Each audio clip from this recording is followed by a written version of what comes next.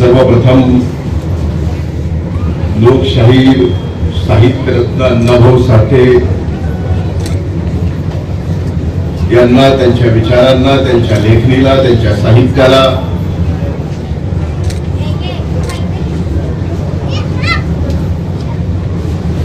त्यांच्या शाहिरीला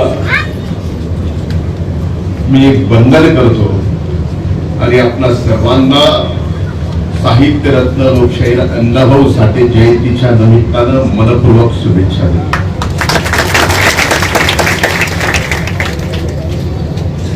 मी अनेकदा अनेक ठिकाणी अशा जयंतीच्या कार्यक्रमाच्या निमित्तानं बोललो.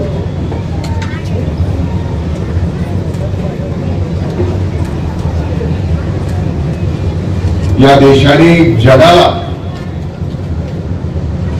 अनेक महापुरुष दिले आणि त्यांना आपण महापुरुष म्हणत गेलो, कारण त्यांनी समाजासाठी नाही तर मायबाप जनतेसाठी काम केलं. पण मागच्या अनेक दिवसापासून, काही वर्षापासून मी पाहतोय की हे सर्व महापुरुष सुद्धा आपण आपल्या आपल्या जातीत, आपल्या धर्मात बांधून घेतो.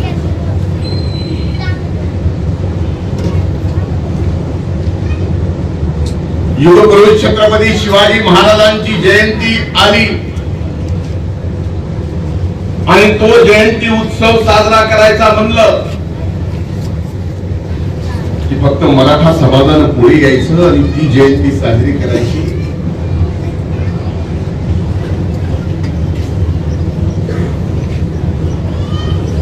का छत्रपती शिवाजी महाराजांनी कधीच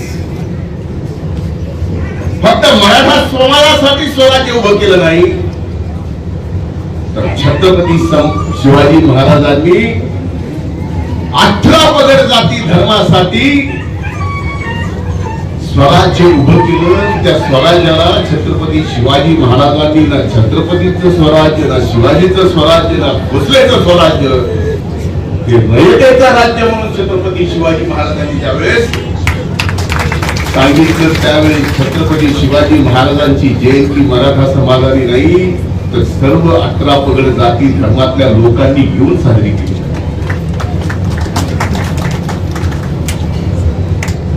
महात्मा फुलेंची जयंती आली की माळी समाजाने एकत्र यायचं, त्यांनी जयंती साजरी करायची. का महात्मा फुलेंनी स्वातंत्र्याच्या अगोदर जी शिक्षणाची चळवळ उभी केली, ती शिक्षणाची चळवळ फक्त माळी समाजासाठी नाही तर गरीबातल्या गरीब, कुठल्याही जातीतला असो, कुठल्याही धर्मातला असो, ती चळवळ महात्मा फुलेंनी त्या जाती धर्मातल्या सर्व लोकांसाठी केली होती. माळी समाज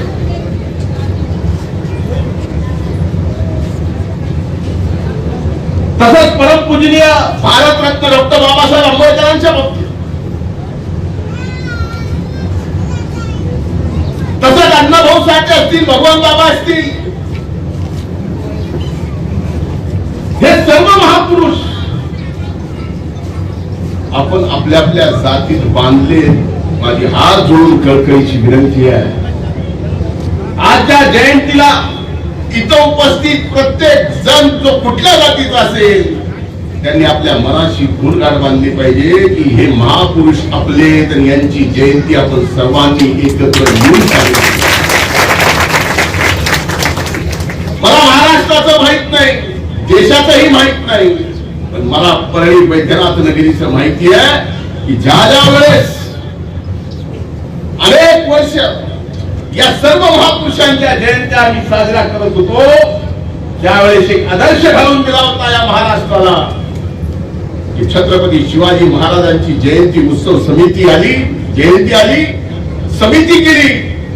त्या समितीचा अध्यक्ष आम्ही मुस्लिम समाजाचा केला. अनेक वर्ष आपण सार्वजनिक जयंती त्या पद्धतीने साजरी. परमपूजनीय डॉक्टर बाबासाहेब आंबेडकरांच्या जयंती आली, त्याचा उत्सव समिती झाली की त्या उत्सव समितीचा अध्यक्ष बाजीराव भैयांना. असे किती महापुरुषांची उदाहरणं देऊ की ज्यातनं खऱ्या अर्थानं आपण समजतो की हे महापुरुष फक्त एका जातीचे नाही आहेत तर सर्व जाती धर्माचे या परळीनं अनेकदा त्या महाराष्ट्राला सांगितलंय. हे विसरून जमणार नाही. हे पुन्हा एकदा आज आठवण करून द्यायचं. कारण मधल्या काळात कोविड पासून सार्वजनिक जयंत्या उत्सव साजरा करणं बंद झालं. तिथं भैया आहे, तिथं वैजनाथराव आहे, तिथं शकीलभाई आहे, तिथं अजय आहे, तिथं अनेक आहे, अयुबाई आहे, पवन आहे.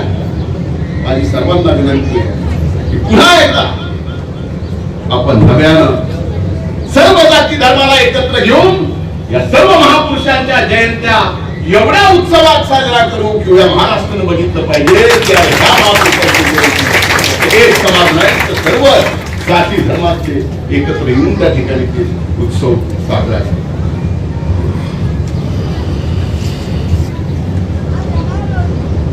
मी तर अण्णाभाऊ साठेंच्या वर बोलायला लागलो तर मी कसा मूळ व्याख्याता त्यांना सांगितलं. जगतभर जणांना माहिती अनेक ठिकाणी छत्रपती शिवाजी महाराजापासून धर्मवीर संभाजी महाराजापासून साहित्यरत्न अण्णाभाऊ साठे, महात्मा फुले, परमपूज्य डॉक्टर बाबासाहेब आंबेडकर या सगळ्यांवर या महाराष्ट्रात अनेक ठिकाणी जाऊन अनेक मोठ्या मोठ्या व्याख्यात्या सोबत मी व्याख्याने केली.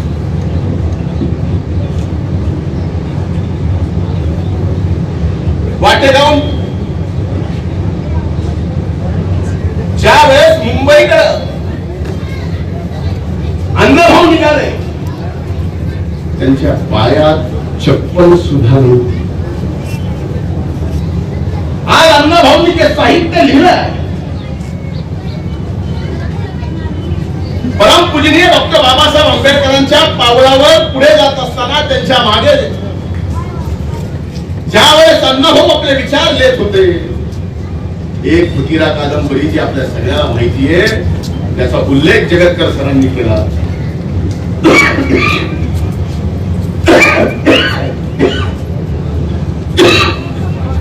ती फकीरा कादंबरी बाबासाहेबांची पहिली भेट घेत असताना अण्णाभाऊ साठेंनी कुणाला भेट दिली असेल तर ती परमपूजनीय डॉक्टर बाबासाहेब आंबेडकरांना.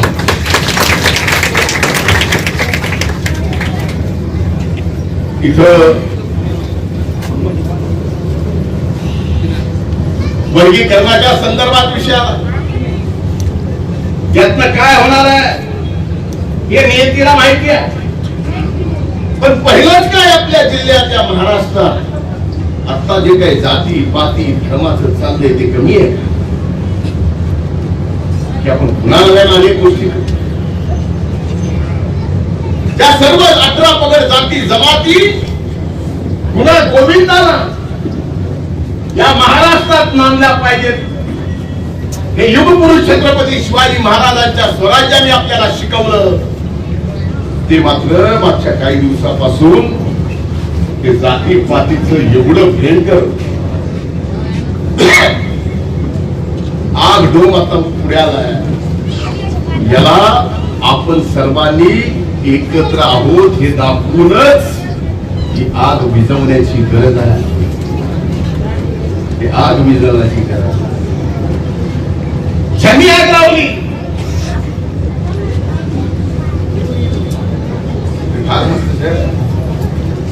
कि हम वजीरों से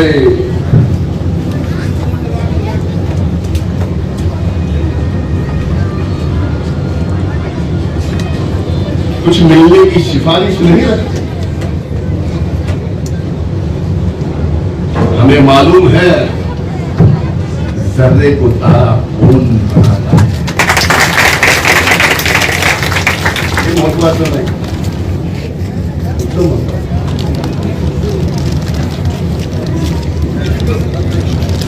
घर तो चला है, राख कितनी है बाद में देखेंगे. पहले ये देखना है कि घर जलाने का इशारा किसने किया है.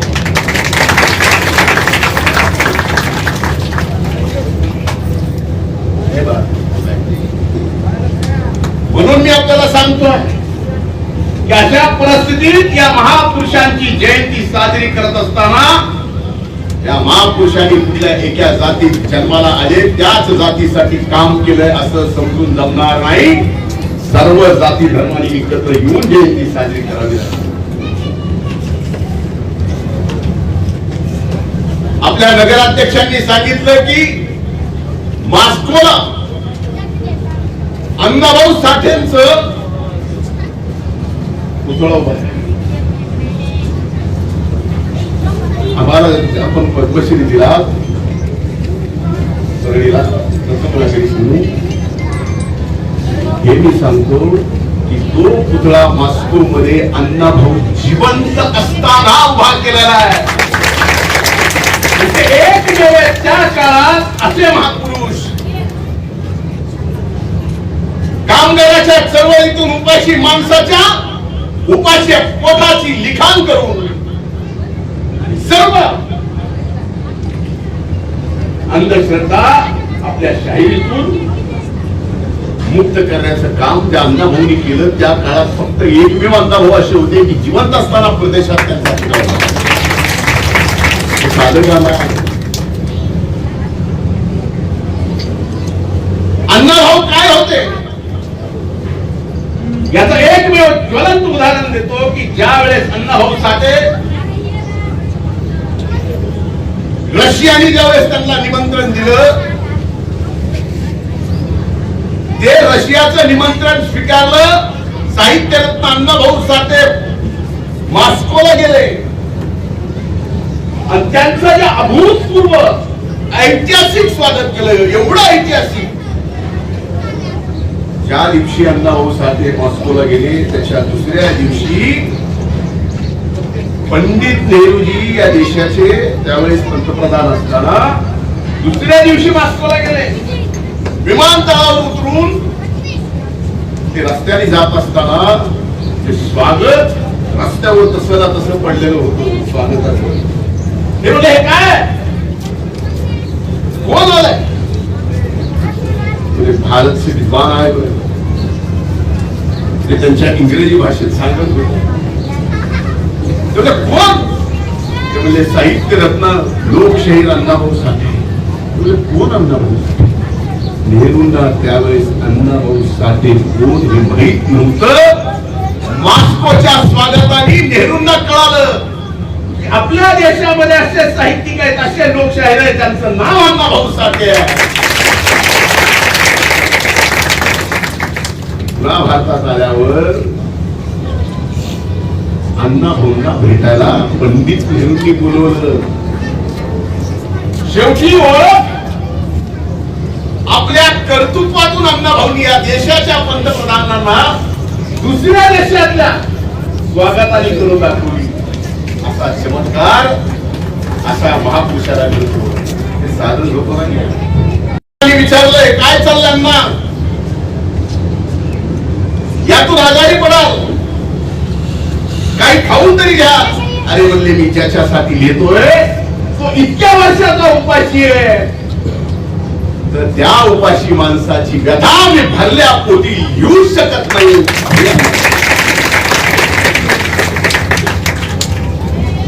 आज यांनी सांगितलं की आपण आपलं लक्ष कमी झालं. मला सांगू इथे जेवढे समाजाची बांधव आहेत आणि भगिनी आहेत त्यांना मी अर्ध्या लोकांना नावाने ओळखतो. मान्य करण्यावर तुम्हाला सोपान मान्य.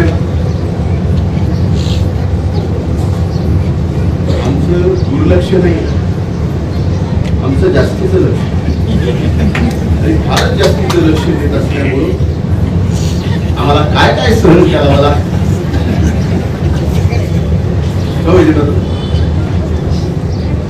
लक्ष भरपूर आहे. हा तुमच्यावर लक्ष नाही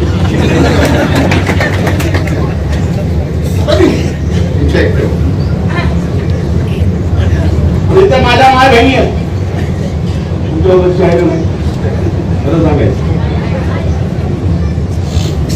एवढं लक्ष आहे कोणाचं दुखणं असतो ऑपरेशन असतो काय काय नाही सर.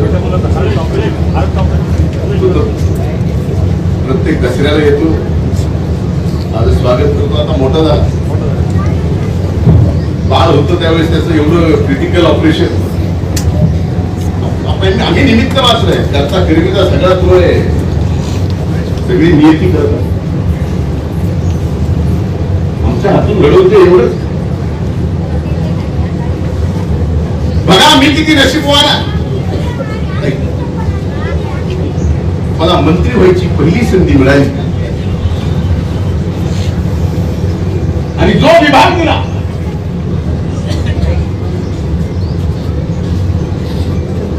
तो चांगलं काम करून म्हणून मला फार मोठा पुरस्कार होता का फारच चांगलं केलं म्हणून माझ्यावर अन्याय करायला शिक्षा देण्यासाठी होता. कदाचित त्यांनी शिक्षा द्यायची म्हणून तो विभाग दिला असेल. त्या विभागाचं नाव सामाजिक न्याय विभाग. जो विभाग परम पूजनीय डॉक्टर बाबासाहेब आंबेडकरांनी या देशाला दिला, त्याच विभागाचं पहिल्यांदा मला मंत्री म्हणून कारभार करायची संधी मिळाली. फार बोलणार नाही, फक्त शेवटी एवढंच सांगणार आहे की आपण म्हणताय काय केलं. विधान परिषदेचा विरोधी पक्ष नेता असताना विधान परिषदेला ठराव घ्यायला लावला की साहित्य रत्न लोकशाहीर अण्णाभाऊ साठे यांना मरणोत्तर भारत रत्न दिला गेला पाहिजे. ठराव घेणारा पहिला मी. सामाजिक न्याय विभागाचा मंत्री झाल्यानंतर सामाजिक न्याय विभागाचं पत्र सर्व दाखल्यासहित केंद्र सरकारला पाठवलं. त्या पत्रात या लोकनायक साहित्य रत्न लोकशाहीर त्याच्या नंतर भारत रत्न लागलं पाहिजे हे पत्र मी दिलं.